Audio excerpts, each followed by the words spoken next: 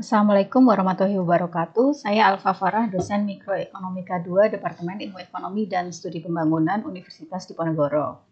Ini adalah video terakhir dari lecture 1 mengenai pasar kompetitif. Pasar kompetitif. Kalau Anda ingat, kita sudah menyajikan 3 video. Di video pertama, kita bicara mengenai bentuk kurva penawaran dalam jangka yang sangat pendek, di mana kurva penawarannya berbentuk vertikal. Kemudian dalam jangka pendek, kita juga sudah berbicara mengenai bentuk kurva penawaran dalam jangka pendek. Ya, jadi sangat pendek,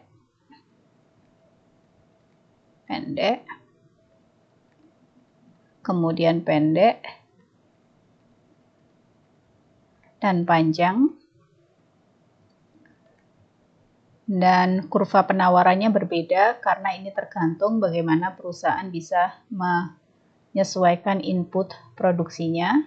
Dalam jangka pendek semuanya input produksi tetap, dalam jangka pendek, tadi sangat pendek ya, input capital tidak bisa disesuaikan sementara labor bisa. Dalam jangka panjang keduanya fleksibel. Nah, fungsi harga di ketiga jangka ini juga berbeda. Kalau yang pertama hanya untuk rationing demand atau membatasi konsumsi, yang kedua adalah rationing demand plus sinyal, memberi sinyal kepada perusahaan lain bahwa ada profit, jadi bisa meningkatkan, memberi sinyal untuk meningkatkan produksi misalnya. Sementara dalam jangka panjang, selain rationing demand juga memberi sinyal pada perusahaan untuk masuk ke dalam pasar gitu ya. Nah, ini yang kita pelajari. Kemudian dari bentuknya adalah, yang pertama bentuk kurvanya adalah vertikal, kurva supply-nya, yang kedua adalah berkemiringan positif, yang ketiga ini sangat tergantung, dia bisa horizontal, bisa vertikal, bisa berkemiringan positif, bisa pula berkemiringan negatif. Tergantung pada apa? Tergantung bagaimana kondisi free entry dan free exit ini akan mempengaruhi harga dari input yang dipakai. Ya, dari sini nanti kita bisa juga mempelajari. Terakhir adalah bagaimana penentuan harga ya. Terakhirnya adalah penentuan harga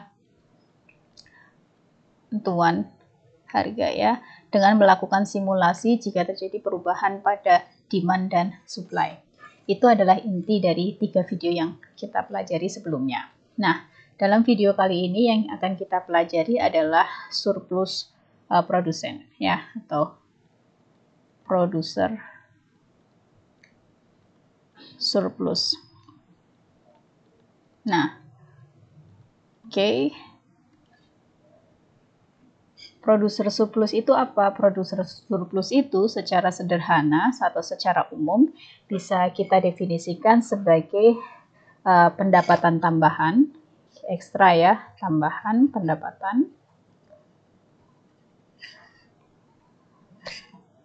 pendapatan yang diperoleh oleh produsen ya. Yang diperoleh oleh produsen karena apa? Karena menjual barang dengan harga di atas harga shutdown ya, shutdown price. Nah, kalau Anda ingat, shutdown price ini adalah terjadi ketika harga sama dengan short run average variable cost. Anda bisa cek lagi video-video sebelumnya untuk mengingat kembali bagaimana mekanisme dan membuktikan bahwa di titik di bawah shutdown price perusahaan tidak akan lagi berproduksi atau menghentikan produksinya. Nah, saya akan ke bawah saja untuk secara khusus konsentrasi pada producer surplus. Nah, ini secara matematis bisa kita tuliskan seperti ini ya. Producer surplus kan adalah tambahan pendapatan karena perusahaan memproduksi di atas harga shutdown. Berarti kita bisa lihat profit pada harga misalnya P2 ya, dikurangi profit di atas profit shutdown ya. Di sini tentu asumsinya adalah P2 lebih tinggi dari shutdown price. Nah, ini kalau Anda masih ingat pula bahwa nanti producer surplus ini digambarkan sebagai bagian di atas harga shutdown ya. Nanti akan saya ilustrasikan. Nah, secara matematis producer surplus ini biasanya bisa kita hitung dengan menggunakan integral ya, atau luas area antara harga shutdown dan juga harga berapapun harganya ya, di sini adalah P2. Integral luas daerah apa dari profit dibagi DP per DP, atau ini sama dengan integral dari jumlah permintaan ya, DP. Ini adalah secara matematis adalah producer surplus. Ya. Nah, saya akan tulis stabilo yang ini terutama. Nah, dalam jangka pendek nih ya, dalam jangka pendek ini bisa saya gambarkan seperti ini. Dalam jangka pendek.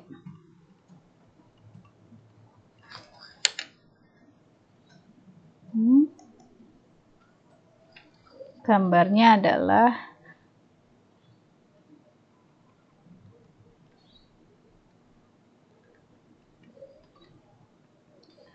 kemudian di sini adalah misalnya key, untuk perusahaan aja, berarti kita gambarkan surplus produser ya, key kecil, dan juga di sini adalah price. Kemudian kita punya supply ya. Supply-nya tentu di sini kurva apa? Short run marginal cost, jangan lupa. Di sini berarti kita punya shutdown price ya. Dan ini adalah kurva supply kita ya. Kalau Anda ingat, kurva supply adalah kurva dari short run marginal cost di atas harga shutdown ya, atau di atas short run average variable cost. Nah, oke, kita bisa jabarkan lagi nih ya, bahwa kalau Anda ingat di dalam video yang pertama ya, kita bisa tuliskan seperti ini lagi sebagai pengingat bahwa ongkos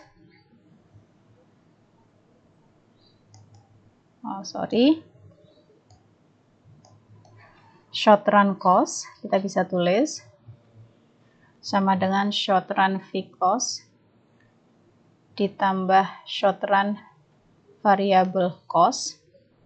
Kemudian kita juga tahu profit sama dengan short run revenue dikurangi dengan short run cost, atau sama dengan short run revenue dikurangi short run fixed cost dikurangi short run variable cost. Dalam titik shutdown ya, perusahaan tidak memproduksi apapun sehingga Q sama dengan 0 ya. Q sama dengan 0. Dengan demikian kita bisa tuliskan ya, P pada saat harga shutdown Kalau kuantitas sama dengan 0, nggak memproduksi apapun, tentu revenue-nya tidak ada, karena tidak memproduksi apapun berarti ini 0, dan variable cost-nya pun tidak ada 0, karena apa? Variable cost sangat tergantung pada berapa banyak jumlah yang diproduksi oleh perusahaan. Oleh karena itu, kita bisa tuliskan pada titik shutdown ini, profit sama dengan minus short run fixed cost. Nah, oke. Nah, tadi di atas kita sudah tuliskan rumus bahwa producer surplus itu sama dengan harga di atas harga shutdown, berapapun harganya itu, dikurangi dengan harga profit pada harga di atas harga shutdown, dikurangi dengan profit pada saat harga shutdown. Dan kita tahu profit pada saat shutdown senilai dengan minus short run fixed cost. Nah, di sini yang bisa kita ketahui adalah profit ini yang pertama adalah profit saat ini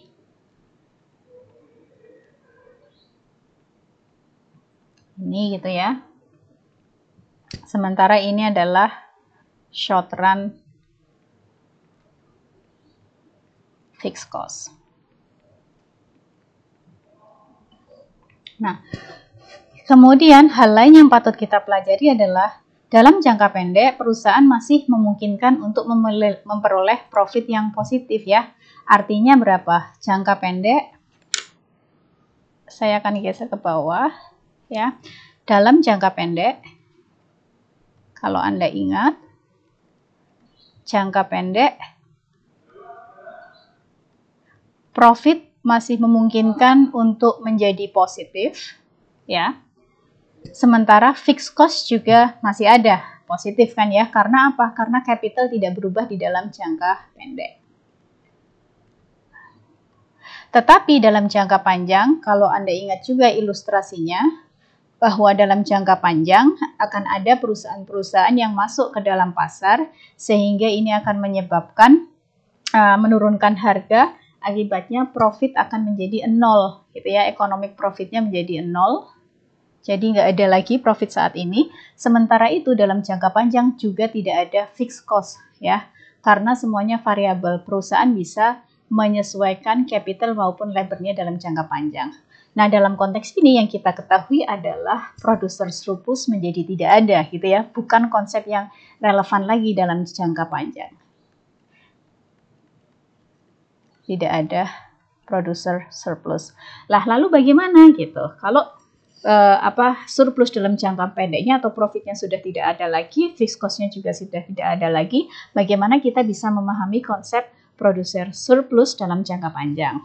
Nah, untuk memahaminya, producer surplus dalam jangka panjang, ya kita tidak bisa menggunakan ilustrasi yang tadi sudah kita pelajari dengan melihat pada pasar produk akhirnya, tetapi yang kita bisa lakukan adalah producer surplus jangka panjang. Yang kita lakukan adalah dengan ini aja ya, producer surplus jangka panjang. Kita harus melihat pada pasar input.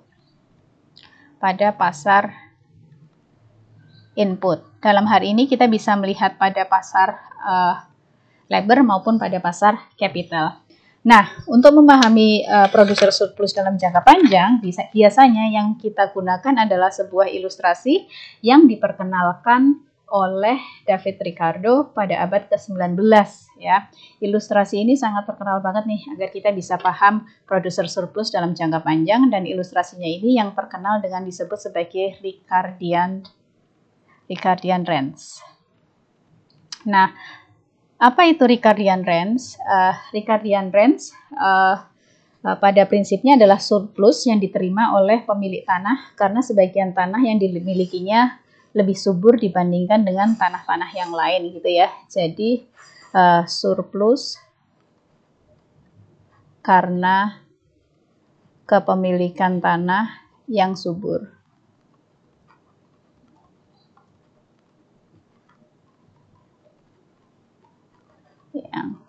subur. Nah, kamu bandingkannya adalah ada seorang petani yang misalnya dia menjualnya adalah barang akhirnya tentu adalah produk-produk pertanian. Tetapi ketika menghasilkan produk pertanian ini tentu dia butuh inputnya adalah tanah gitu kan ya. Nah, tanah yang dia miliki itu ada sebagian yang produktif, ada sebagian pula yang tidak produktif. Nah, dalam jangka panjang, economic profit dari petani tersebut, tadi seperti yang sudah kita singgung ya, jangka panjang economic profit dari apa? Dari menjual barang pertanian, itu tentu 0. Profit, menjual barang pertanian loh, 0. Karena apa? Karena ada pesaing baru, petani baru yang akan masuk dan menekan harga sehingga biaya produksinya turun, menyebabkan harga turun menjadi sama dengan biaya produksi marginal.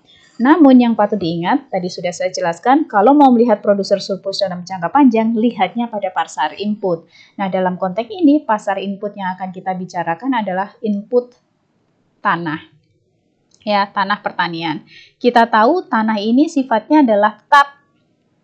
Ya, tanah ini sifatnya adalah tetap sehingga gitu ya, orang nggak bisa nambah tanah yang ada. Dia hanya punya segitu, ya punya segitu. Tetapi kesuburan antara tanah satu dengan tanah yang lain itu berbeda.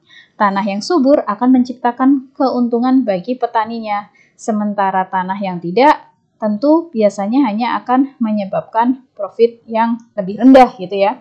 Nah, surplus yang disebabkan karena tanah input yang lebih subur ini yang kita sebut sebagai Ricardian rent. Sementara tanah-tanah yang paling tidak subur atau biasa kita sebut sebagai tanah marginal hanya akan menghasilkan surplus 0. Karena apa? Hasilnya hanya cukup untuk memenuhi atau menutup biaya produksi. Nah, ini akan saya ilustrasikan sebagai berikut nih ya. Nah, kita misalnya di sini adalah pasar inputnya. Di sini adalah ongkos gitu ya, ongkos produksi, cost. Di sini adalah jenis tanahnya, land. Nah, kita yang pertama punya tanah yang subur.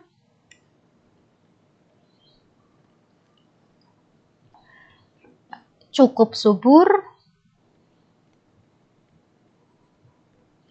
Terakhir, tidak subur. Ini misal aja ya. Nah, misalnya untuk memproduksi jumlah yang sama gitu, untuk tanah yang subur, Anda cuma cukup butuh biaya misalnya hanya sebesar let's say P1. Ya, karena kan nanti cost itu akan mencerminkan harga ya, harga barang pertanian yang dijual di dalam pasar pertanian. Sementara kalau untuk memproduksi produk pertanian tersebut dengan tanah yang cukup subur, tentu biayanya lebih tinggi. Misalnya P2 gitu ya.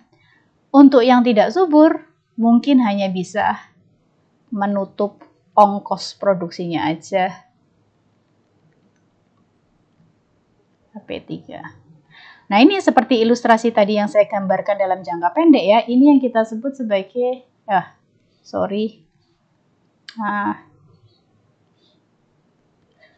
surplus produsen ya. Ini adalah surplus produsen dalam jangka panjang yang kita lihat dari pasar input ya. Dalam hal ini inputnya adalah input tanah. Saya akan balik lagi ke awal ketika kita bicara produser surplus dalam jangka pendek. Yang kita gambarkan adalah produksi dari barang tersebut ya. Gambar produksi barang tersebut berikut dengan ongkosnya. Dan produser surplusnya itu berada di atas shutdown point ya, shutdown price. Nah, dari apa? Dari barang yang memang diproduksi. Karena itu dalam jangka pendek di mana economic profit masih di atas 0. Dalam jangka panjang economic profit sudah 0, fixed cost sudah tidak ada. Kalau kita mau memahami producer surplus, maka kita harus melihatnya dalam pasar input, dalam konteks ini adalah tanah. Nah, selain dengan ilustrasi yang saya gambarkan, terpotong gitu ya, ada ilustrasi yang saya akan munculkan lagi yang bisa Anda lihat dari Nicholson ya. Kita lihat. Nah, kalau Anda lihat di Nicholson, di gambar 12.1, dia mengilustrasikan Ricardian range dengan 3 perusahaan. Perusahaan dengan ongkos rendah, perusahaan dengan ongkos medium, dan perusahaan dengan ongkos marginal atau ongkosnya tinggi.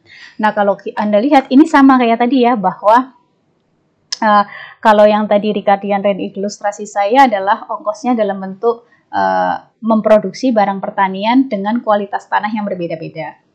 Nah, untuk perusahaan dengan ongkos produksi yang rendah atau perusahaan pertanian dengan kualitas tanah yang subur, Anda lihat di dalam gambar yang paling atas, panel A, itu ya, Anda lihat ada profit yang besar yang ditandai dengan persegi panjang yang diarsir warna abu-abu, dan ini tampak relatif lebih luas dibandingkan arsiran abu-abu yang ada di dalam gambar B dan gambar C. Arsiran abu-abu ini menunjukkan profit yang diterima oleh perusahaan yang mampu berproduksi dengan harga yang paling murah. Sekarang kita beralih ke bagian B. Di dalam bagian B Anda lihat ini ada perusahaan yang ongkosnya masih relatif murah, tetapi kalau Anda lihat luas area yang diarsir abu-abu luasnya lebih kecil dibandingkan dengan luas area yang diarsir abu-abu di dalam panel A. Ini menunjukkan apa? Ongkos dia lebih tinggi dibandingkan dengan ongkos produksi perusahaan yang pertama tadi, low cost. Nah, yang terakhir malah kita lihat adalah perusahaan yang biayanya tinggi gitu ya. Nah, biayanya tinggi, perusahaan ini tidak punya keuntungan sama sekali.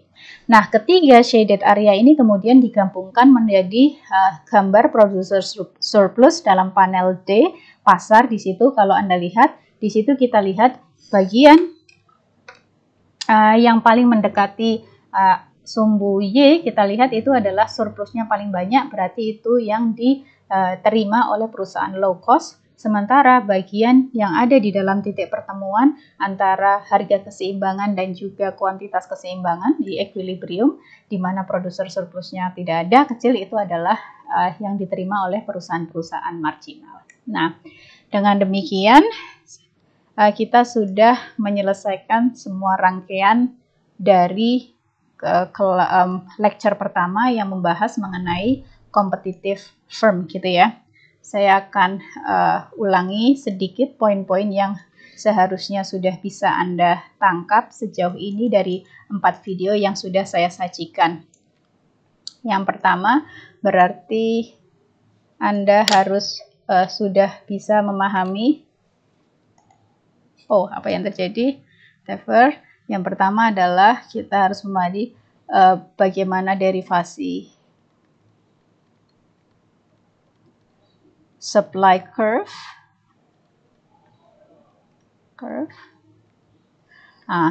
Yang kedua adalah penentuan harga berdasarkan supply curve-nya tersebut, apakah kurva supply dalam jangka sangat pendek, apa dalam jangka pendek atau jangka panjang. Dan yang terakhir juga Anda memahami producer surplus dalam jangka pendek maupun dalam jangka panjang. Demikian lecture pertama ini saya akhiri. Sampai bertemu lagi di lecture nomor 2. Terima kasih. Wassalamualaikum warahmatullahi wabarakatuh.